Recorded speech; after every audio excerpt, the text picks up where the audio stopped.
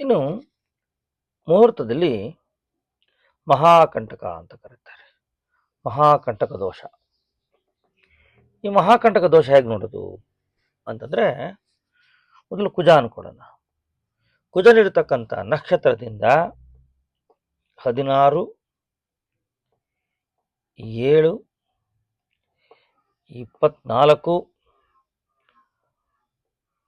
14ನೇ ನಕ್ಷತ್ರವನ್ನು, ಅಂದರೆ ಕುಜನಿರ್ತಕ್ಕಂಥ ನಕ್ಷತ್ರದಿಂದ 16/7/24 ಈ ನಕ್ಷತ್ರಗಳಿಗೆ ಜ್ವಾಲಾಯೋಗ ಅಂತ ಕರೀತಾರೆ. ಜ್ವಾಲಯೋಗ ದೋಷ ಅಂತ ಕರೀತಾರೆ. ಇದನ್ನ ಮುಹೂರ್ತ ದಿನ ಕೊಡೋಂಗಿಲ್ಲ. ಇನ್ನು ಜ್ವಾಲ ಆದಮೇಲೆ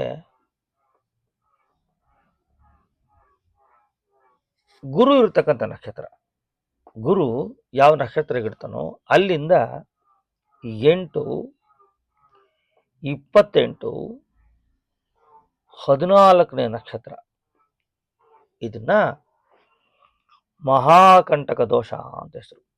ಮಹಾಕಂಟಕ ದೋಷ. ಇದನ್ನ ಮುಹೂರ್ತ ಶಾಸ್ತ್ರದಲ್ಲಿ ಕೊಡೋಂಗಿಲ್ಲ. ಅಂದ್ರೆ ನಾವು ಯಾವತ್ತು ಮುಹೂರ್ತ ಇಡ್ತೀವೋ ಅದು ತ್ಯಾಜ್ಯ ಅದಿನ ಅಂತ. ಇನ್ನು ರಾಹು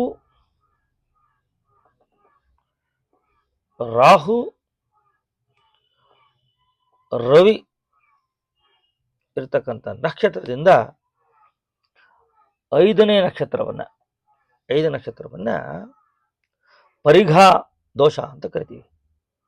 ಪರಿಘಾ. ಈ ಪರಿಘಾ ದೋಷ ಅಂತಕ್ಕಂಥದ್ದು ಮುಹೂರ್ತದ ನಕ್ಷತ್ರಕ್ಕೆ ಅದು ಶುಭ ಅಲ್ಲ.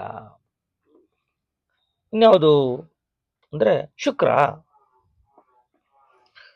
ಈ ಶುಕ್ರನಿರ್ತಕ್ಕಂಥ ನಕ್ಷತ್ರದಿಂದ 15, ಇನ್ನು 7ನೇ ನಕ್ಷತ್ರಕ್ಕೆ ದ್ವೇಷ ಎಂಬ ದೋಷ. ಶುಕ್ರನಿರ್ತಕ್ಕಂಥ ನಕ್ಷತ್ರದಿಂದ 15, 7ನೇ ನಕ್ಷತ್ರ, ಈ ದ್ವೇಷ ಎಂಬ ದೋಷ ಉಂಟಾಗ್ತದೆ.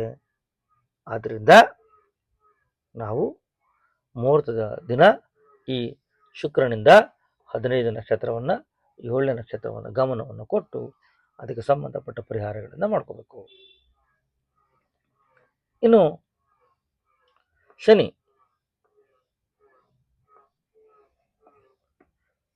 ಶನಿದೇವರು ಇರ್ತಕ್ಕಂಥ ನಕ್ಷತ್ರದಿಂದ 20, 6, 10 ಈ ನಕ್ಷತ್ರಗಳಿಗೆ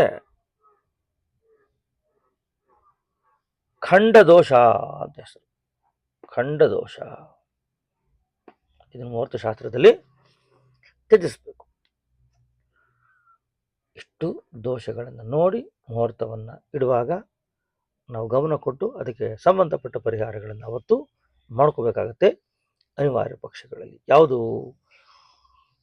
ಒಂದು ಜ್ವಾಲ ಯೋಗ ದೋಷ, 2 ಮಹಾಕಂಟಕ, 3 ಪರಿಗ, 4 ದ್ವೇಷ, 5 ಖಂಡ.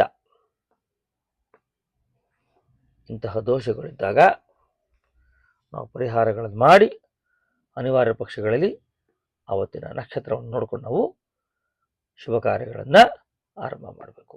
ಶುಭ ಆಗಲಿ, ಒಳ್ಳೆಯದಾಗಲಿ. ನಮಸ್ಕಾರ.